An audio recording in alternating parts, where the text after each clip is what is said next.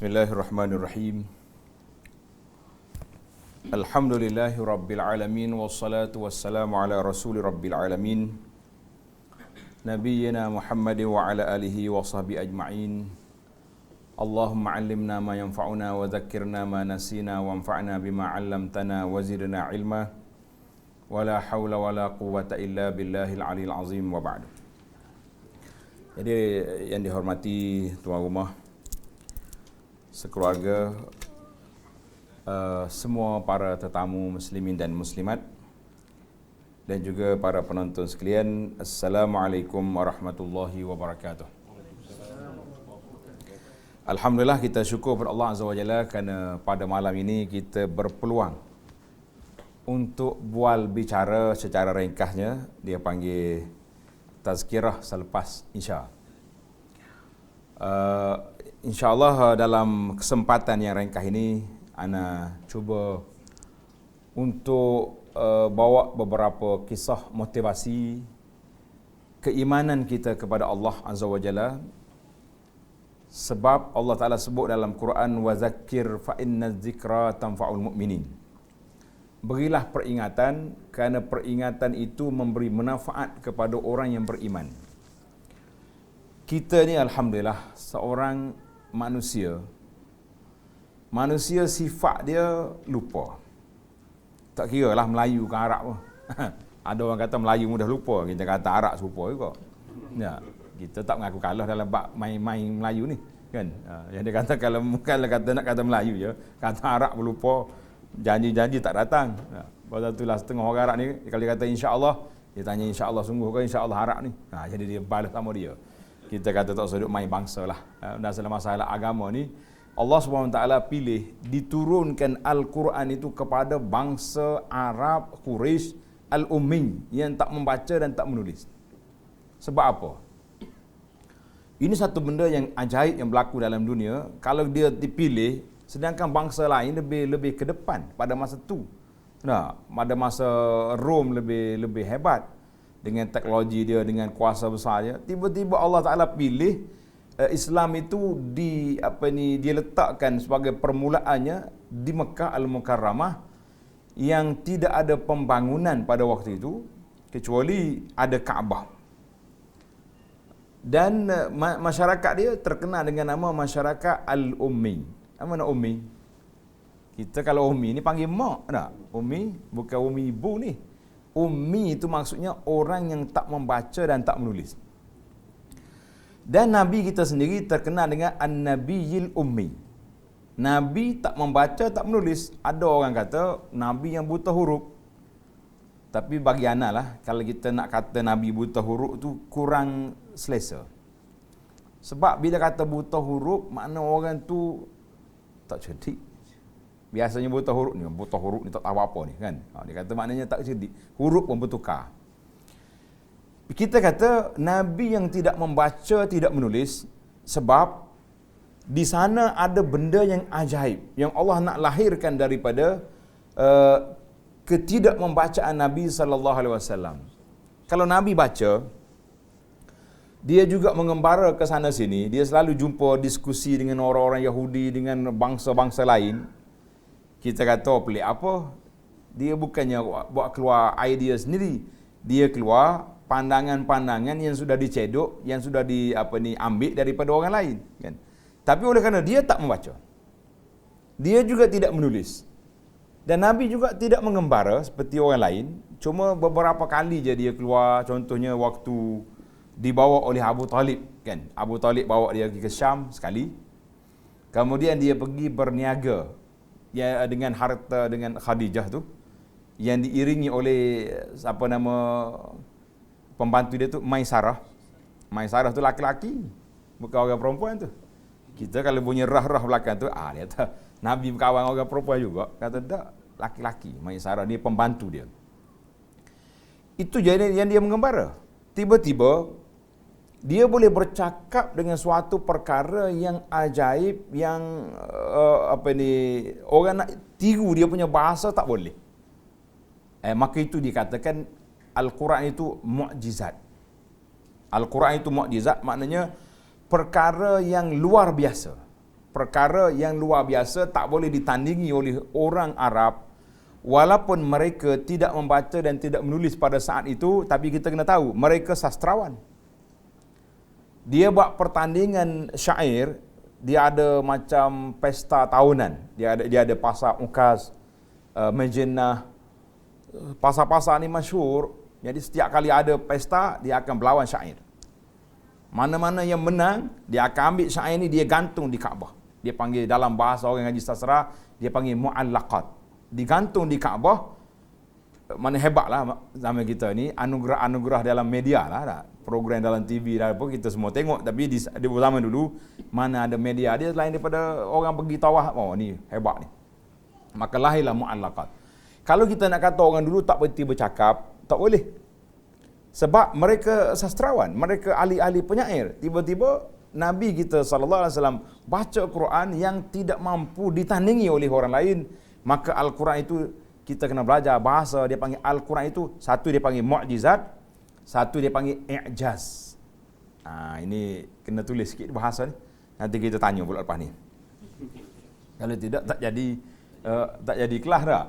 Satu dia panggil mu'jizat, satu lagi dia panggil i'jaz. Mu'jizat ni dia bawa benda-benda yang future, yang orang tak boleh cakap masa tu.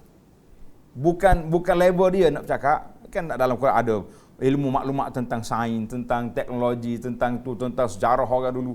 Tak boleh nak baca ni. Walaupun orang kafir kata asatirul awwali, ni semua ni dongeng, tapi dongeng apa, cerita berfakta macam tu. Satu lagi dia panggil i'jaz. I'jaz ni maknanya orang nak tiru dia tak boleh.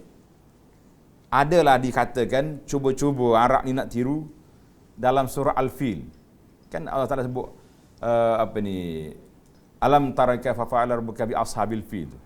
Jadi dia pun ambil juga cerita gajah. Dia kata Al-Fil wa ma adraka mal fil. Gajah mu tahu apa gajah? Khartum tawil, jismun kabir. Hidung belalainya panjang, tubuhnya besar. Apa cerita? Baik buat cerita kanak-kanak, tak payahlah nak sahabat Quran, kan? Maka Allah Ta'ala turun satu kitab. Dalam Al-Quran disebut dengan nama Kitabun dan juga disebut dengan nama Quran. Apa yang membezakan di antara dua perkara ini? Kitab, Quran. Yang membeza dia apa? Kata di para ulama tafsir dan juga ulama tadabbur kata, bila kata kitab, sebab dia tertulis. Al-Quran itu asalnya ditulis di Lauhil Mahfuz. Mana tulis di Lauhil Mahfuz tu? Kemudian bila diturunkan di bumi, Quran juga ditulis oleh para sahabat.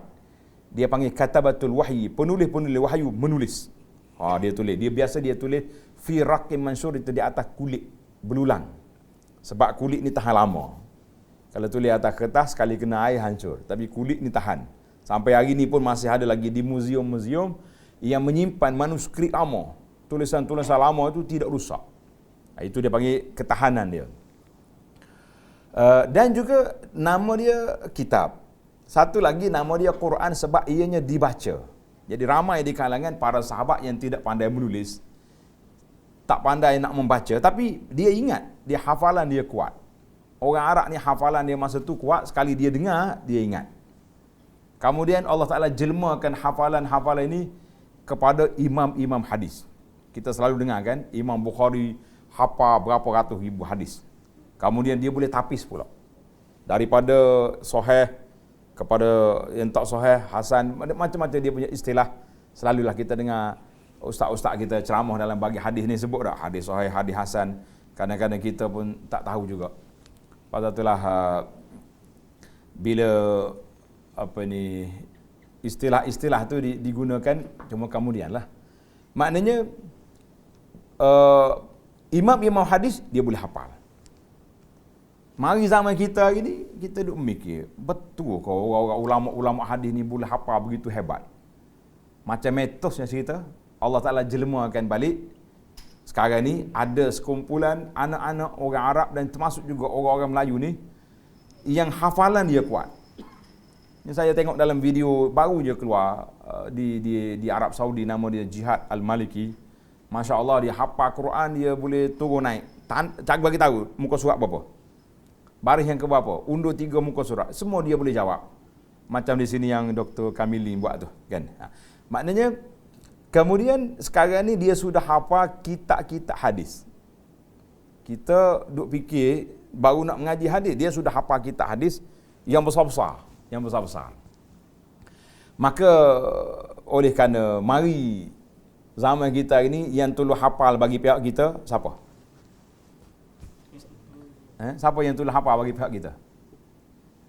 CD, komputer, chip tolong hafal. Jadi oleh kerana kita lemah, Allah Taala hantar bagi alat-alat yang boleh hafal pada kita. Sekali dia rusak, sekali dengan kita pening. Cari tak jumpa, maklumat sudah hilang, kan?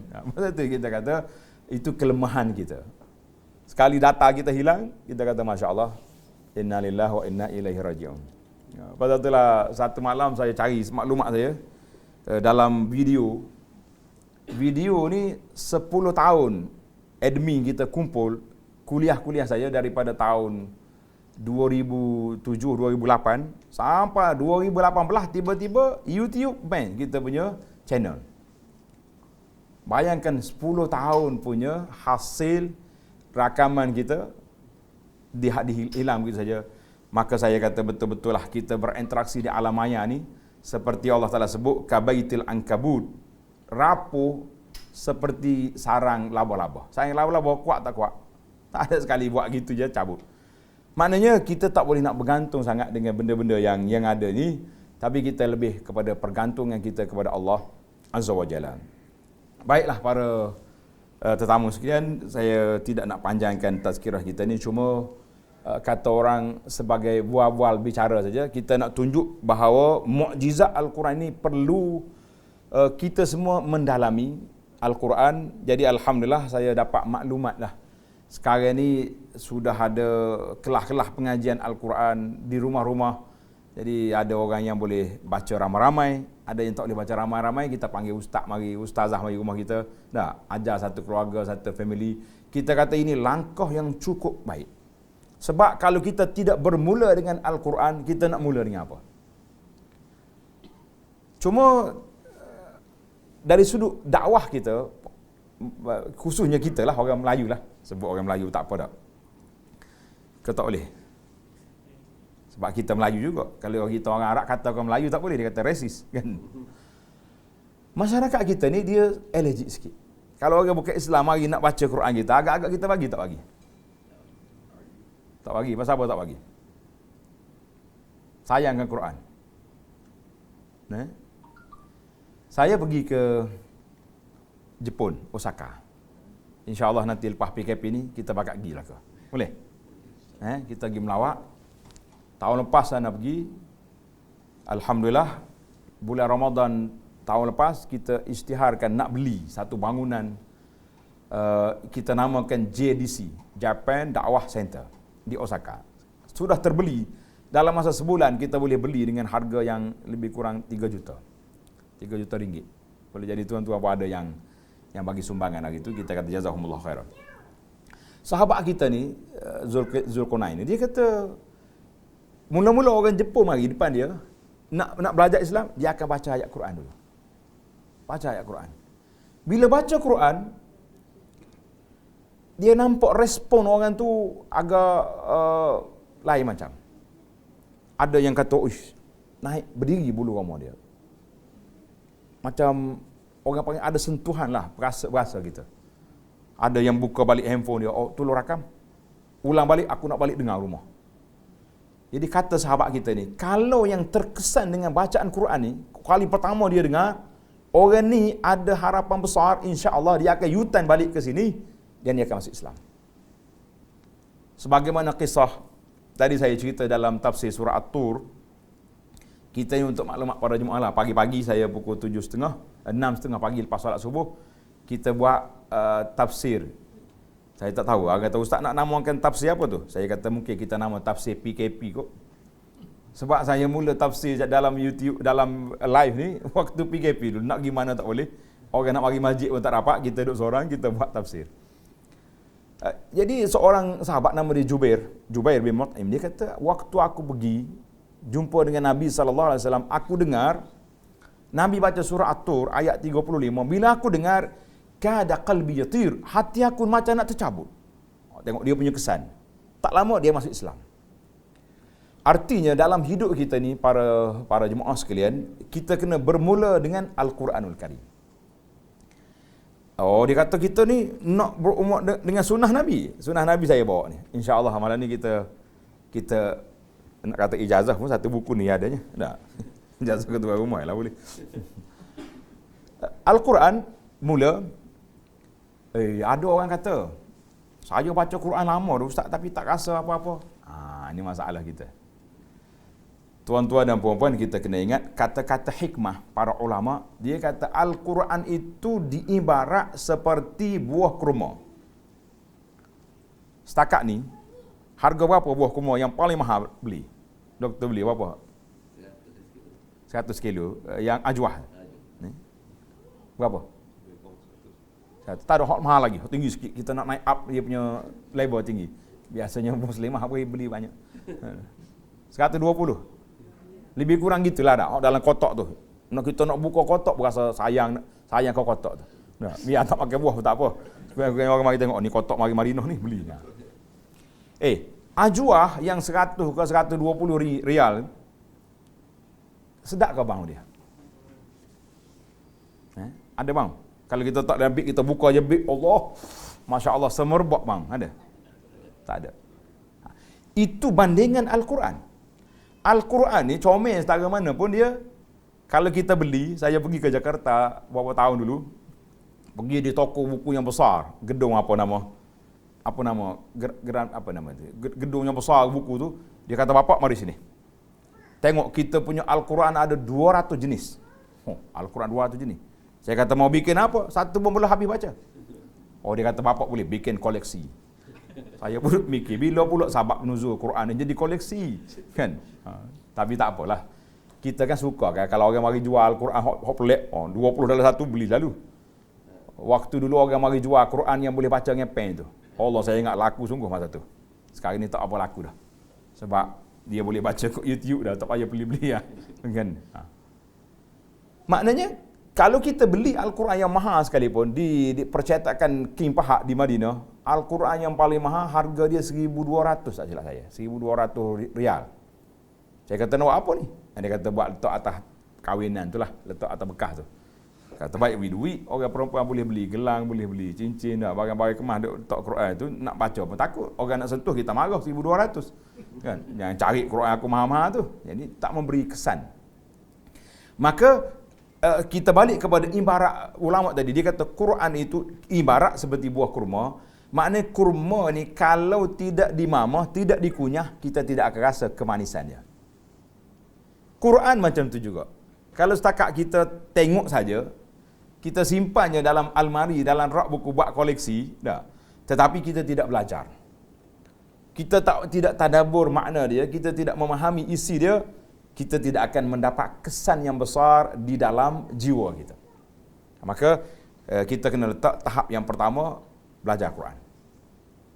Bila belajar, kita cuba memahami tadabbur. Alhamdulillah sekarang ini sudah ada. Bahasa Inggeris pun ada, bahasa Malaysia pun sudah ada, bahasa Melayu pun ada. Maknanya kita boleh ambil peluang-peluang yang banyak ini. Kemudian isu yang ketiga iaitulah kita cuba memahami, belajar tafsir dan isi-isi kandungan Al-Quran. Maka para ulama telah mengatakan bahawa Quran itu dibaca dengan 3 dimensi. Dibaca dengan lidah, seperti yang kita baca tu, Bismillahirrahmanirrahim. Kemudian dibaca dengan hati, itu dia panggil tadabbur. Kemudian kita baca dengan anggota, itu maknanya amali. Maknanya Al-Quran itu kalau dia tidak diamalkan, maka tidaklah sampai kepada peringkat fungsi dia sebenar. Sebab itu penjajah, waktu dia menjajah negara kita ke negara umat Islam, dia tak marah orang baca Quran. Tak ada penjajah marah, awak ditangkap kena baca Quran. Tapi kalau kita berjuang nak laksanakan undang-undang Al-Quran, pada waktu itu jangan harap.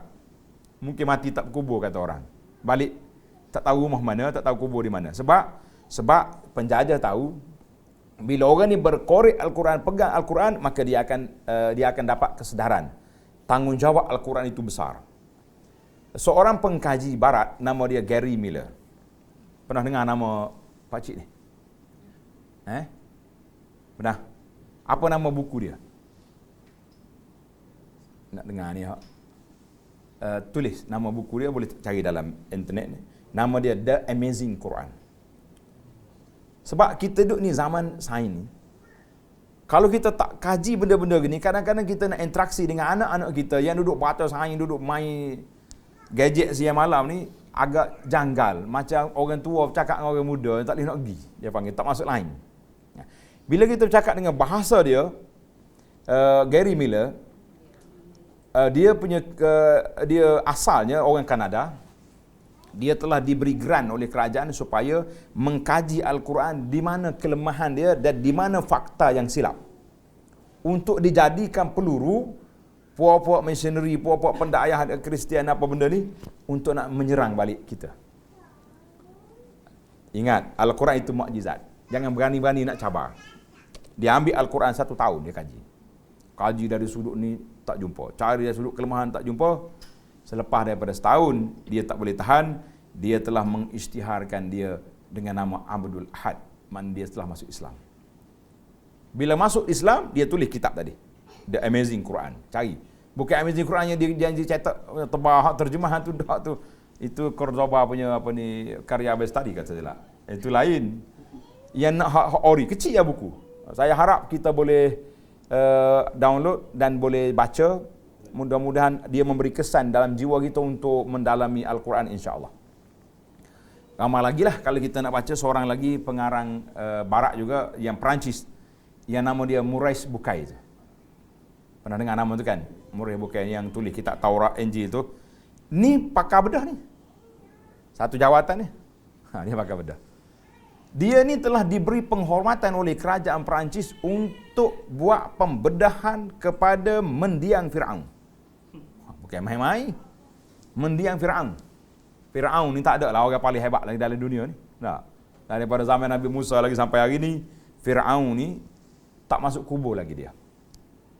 2 kali saya pergi ke Mesir, pergi kat museum, orang Mesir kata mafish, Firaun tak ada. Kata dia gimana? Perancis. Pergi ke Perancis. Katanya waktu sampai di Perancis disambut dengan perbaidani merah. Oh, mana hidup lagi dia. Firaun. Jadi si Maurice ni, Allah Ta'ala nak bagi hidayah kepada dia, Masya Allah. Kan? Diberi tugas buat pembedahan, oh happy dia belah Firaun, dia tengok, oh dalam paru-paru ni ada garam. Dia kata, analisa saya, Firaun mati tenggelam dalam laut.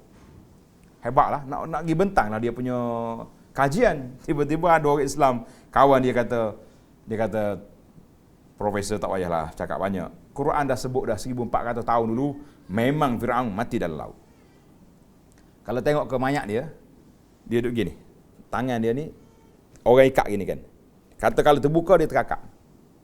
Terangkat ni. Sebab mula jadi waktu tu dia pegang tali kuda dia. Duduk gitu masa dia mati. Kemudian bila dia dicabar dengan Al-Quran yang menunjukkan bahawa mukjizat Al-Quran telah menyentuh tentang kedudukan ini, akhir sekali dia pula masuk Islam. Masya Allah, tabarakallah. Tuan-tuan boleh beli buku pembesar-pembesar, saintis-saintis dan orang-orang yang hebat dalam dunia ini aslamu. Dia panggil uzama'ul alam alladzina aslamu. Saya baca Arab punya. Pembesar-pembesar dalam dunia ini yang masuk Islam. Kita cuba kaji sebab apa dia masuk Islam. Sebab terkesan dengan Al-Quranul Karim. Terkesan dengan Al-Quran Karim. Akhirnya mereka masuk Islam. Maka di situlah timbul kata-kata pendakwah. Dia kata orang barat mengkaji Al-Quran masuk Islam. Kita, masyarakat kita mengaji Quran duduk tara tu ya.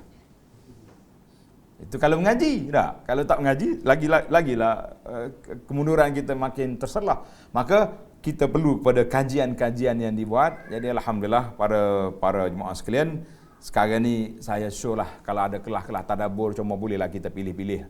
Ada juga yang pelik-pelik. Dulu mula-mula keluar isu kajian sains dengan Quran ni, saya ingat berapa tahun dulu dikemukakan oleh Harun Yahya. Pernah dengar kan nama dia? Harun Yahya. Kan banyak buku dia masa tu, video pun dia. Akhir sekali ada benda lain di sebalik kedudukan dia, maka sekarang ni orang tak boleh nak pakai.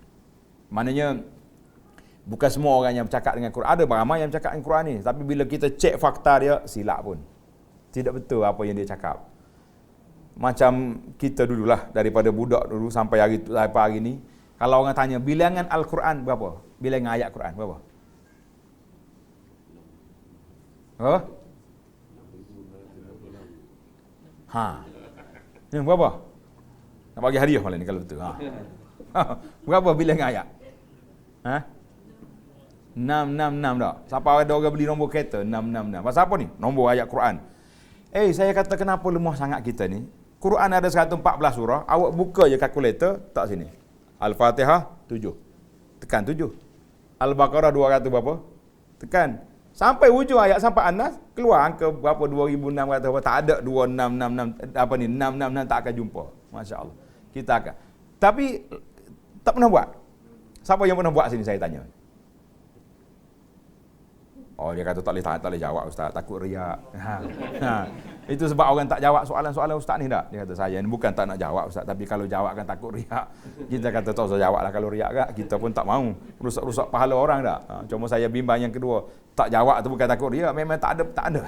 Nanti jadi masalah kita. Saya tak jawab ni takut riak. Biar. Saya suka buat orang panggil motivasi ibadat. Dalam buku yang saya tulis ni ada 2-3 kisah. Nama dia buku ni nota orang panggil senanglah. Sambil-sambil minum teh pun boleh baca. Nama dia Sunnahmu Amalanku. Belum ada lagi buku ni kan? Sunnahmu Amalanku ni nanti Ustaz Reza buat boleh bacalah dalam grup dia tu insya-Allah. Saya walking dengan dia je. Dalam ni ada cerita bagaimana para sahabat radhiyallahu anhu apabila dia menerima sunnah Nabi sallallahu alaihi wasallam. Contohnya seorang isteri Nabi, nama dia Ummu Habibah. Ummu Habibah ni nama dia Ramlah binti Abi Sufyan. Ramlah binti Abi Sufyan, anak Abu Sufyan tu. Bapa dia berlawan dengan Nabi 20 tahun. Semenjak Nabi jadi Rasul sampai Nabi hijrah. Waktu Nabi hijrah, dia 2 tahun yang kedua berlaku perang Badar, kan? Bila perang Badar, Abu Sufyan bawa barang dagangan mari daripada Syam, kemudian dipintas oleh Abu Jahal. Abu Jahal mati dalam perang Badar. Lepas pada perang Badar tu Abu Jahal sudah mati, maka Abu Sufyan yang jadi ketua.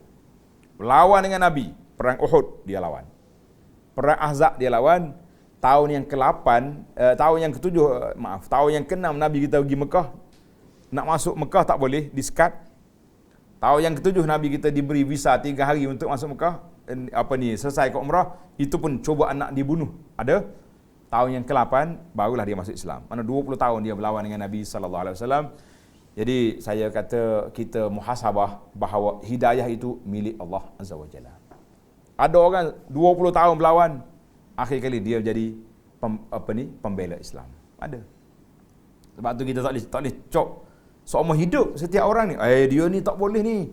Dulu penentang tegar Islam. Dulu. Sekarang ni sudah jadi pejuang Islam. Tak. Dulu saya tak suka dengan amalan-amalan Nabi sallallahu alaihi wasallam. Alhamdulillah sekarang ni kita sudah suka. Maknanya perubahan hidup manusia ni dia berubah. Kita dulu pun daripada kanak-kanak kepada remaja, kepada tua, kepada dewasa, maknanya setiap masa kita berubah. Yang tak berubahnya, untuk maklumat para jemaah sekalian, ahli syurga je tak berubah. Berapa umur ahli syurga? Ahli syurga berapa umur dia? Kalau kita masuk muda sangat kan, tak nampak tak matang tak? 17, budak-budak. 33, sekitar itulah, 33, 34 tahun umur. Dan dia tidak akan berubah. Kenapa ahli syurga tak berubah dah? Umur dia tak boleh buat happy birthday, tak ada. Sebab apa? Ada nak jawab? Silakan. Sebab dia tidak, dalam syurga tak ada matahari, tak ada bulan, tidak ada pertukaran hari, tidak ada. Bila tak ada tukar hari, macam mana nak naik umur? Umur tak akan naik. Tak ada umur. Dia tak ada. Dia kata, dulu kita masuk syurga umur 33 ya. Sekarang ini sudah 10 tahun dalam syurga. Tak ada tahun. Bila tak ada tahun, dia tak berubah.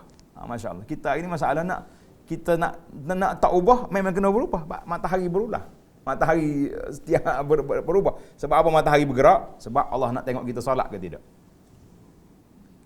Allah nak kita solat. Solat ni dia ikut matahari.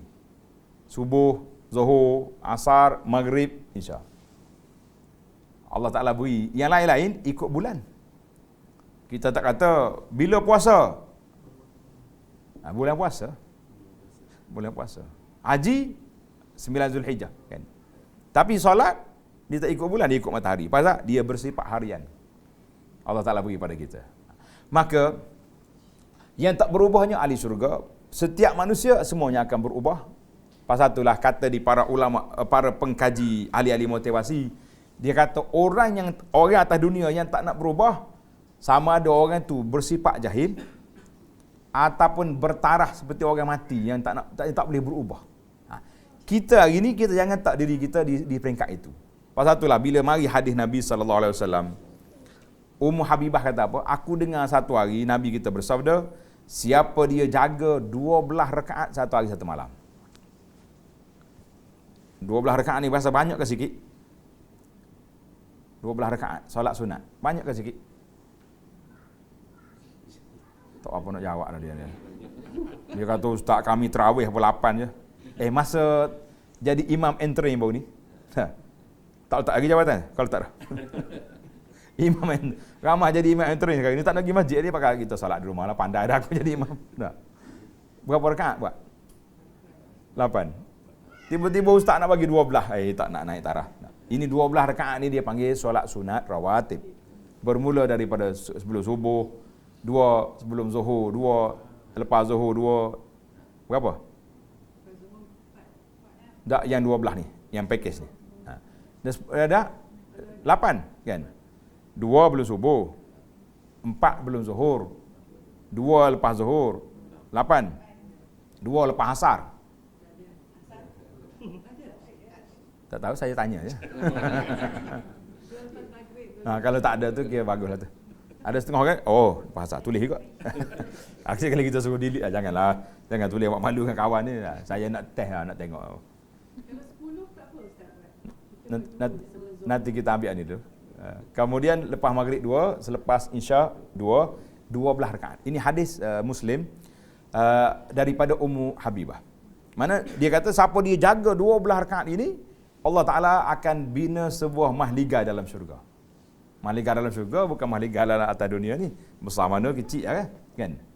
Kata di Ummu Habibah, dia kata aku tak pernah tinggal 12 ini semenjak aku dengar dari Nabi sallallahu alaihi wasallam.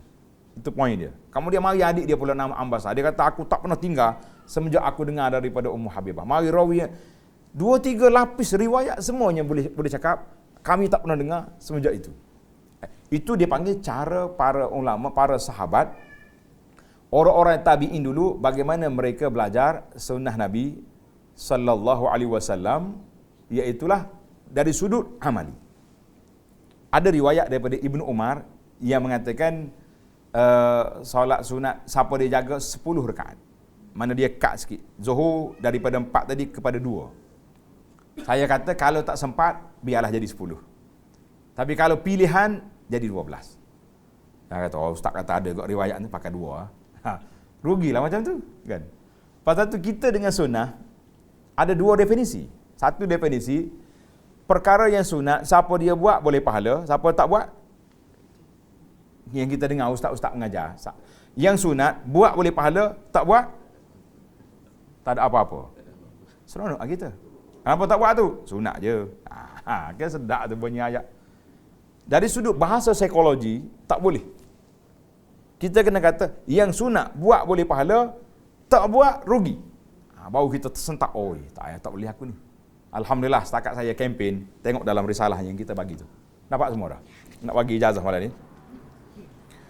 Belakang sekali tu. Tajuk dia panduan solat sunat rawatib yang muakkad 12 rakaat. Saya telah namakan ini untuk bahasa motivasi. Dia panggil projek mega mampu milik. Kemah kita punya projek tu. Projek mega mampu milik. Sebab apa? Apa tak mega? 12 rakaat baitun fil jannah. Rumah dalam syurga. Bukan rumah atas dunia. Ya.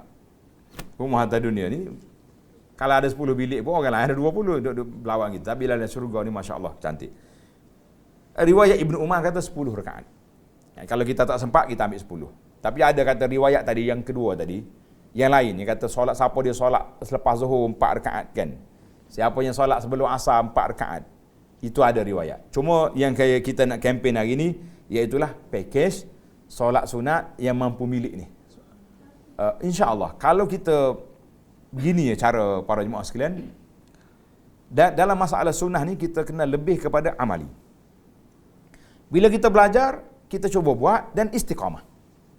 Sebab ada tajuk kita ni istiqamah. Ini salah ni. Bila kita buat istiqamah, setakat mana kita nak istiqamah sehingga tuan-tuan dan puan-puan rasa macam terkilan bila terlepas. Kena sampai situ. Tak sempat hari ni tu. Sampai peringkat Imam Nawawi kata, ni dalam mukadimah kita ni, Imam Nawawi kata, siapa-siapa yang mengamal satu sunnah tiba-tiba terlepas. Contohnya zikir pada waktu pagi dan petang. Kita tak sempat lagi ni, lepas asar ni ada mesyuarat pula. Dan patut balik awal rumah sempat lagi zikir petang. Mesyuarat sampai dekat maghrib. Lepas maghrib tak sempat lagi. Imam Nawawi kata, baca juga walaupun dekat nak tidur. Sebab syaitan ni kalau kita bermudah-mudah dengan amalan ni, dia kata, relax lah bro, bahasa orang muda kan tak. Dia kata, tak sempat hari ni, besok boleh lagi. Tapi kalau kita kata, no relax. Aku tak sempat petang, malam aku buat lagi. Akhirnya syaitan dia kata, biar dia buat. Sebab tu syaitan ni kita kena lawan dengan benda yang dia tak suka. Boleh sebut dah satu contoh lagi? Ke habis masa dah? Atas pengurusi ya. Syaitan dia tak suka, kalau kita nak lawan dia kena tak suka. Saya buat contoh di sini dengan izin biar semua orang ni kalau sebut tajuk ni nak lari klik lalu. Orang nak berhenti rokok. Tu kata sensitif tu. Tapi ini orang kesihatan ni tak mahu tak ada rokok ni. Satu orang ni dia kata kalau dia nak taubat rokok. Dia kata kalau aku isap sebatang, aku kena tabung masjid RM1. Akhir kali dia setiap hari pergi masjid Isya, pagi-pagi dia pergi masjid, dia tengok semalam 10 batang. RM10. Dia kata bagus juga isap rokok ni. Lagi banyak sedekah. Syaitan mari. Dia kata, tuan, takkanlah RM10 je, baik bagi sebungkus baru 12. Tambah RM2 lagi. Dia tak boleh berhenti. Dia pergi jumpa seorang pakar motivasi, ustaz, dia kata, macam mana ustaz? Lagi banyak sedekah ni. Takkan saya nak berhenti? Kalau tak ada sebab ni, saya tak bagi sedekah. Macam mana kita nak kata? Ustaz kata ginilah, syaitan ni punca dia terkena halau daripada syurga sebab apa? Sebab apa? Syaitan kena halau daripada syurga dulu. Sebab dia tak mau sujud. Maka punca sujud inilah punca yang berat. Sebatang 2 rakaat. Tak larat dia.